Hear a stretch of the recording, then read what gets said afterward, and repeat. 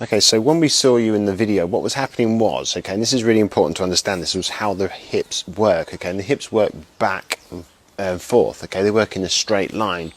And what we were seeing with your right hip, okay, you got a really good swing, but what we were seeing was you were tending to hold this right hip for too long. Okay, we used to be taught that years ago, where we used to have to keep the right leg braced and resist with the hips. This is going to create this stretch, this coil, and this torque that you need in the golf swing.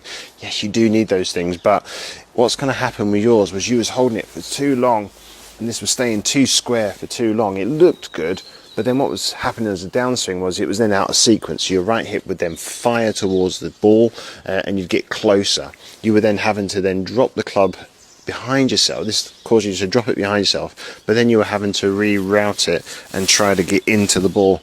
You was all cramped up and too tight. What was happening was your circles weren't matching up. You was all out of sequence, so the club was getting behind you.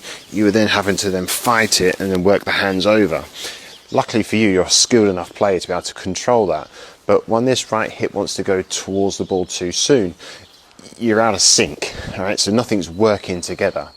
So the cure for this for you that I want is nothing major, is I just want you to get a feeling of the right hip going back more, okay, as if somebody's grabbing your right hip pocket and pulling it back and really opening that hip up. This is going to help you to get a bit more space, and the timing is going to improve because this hip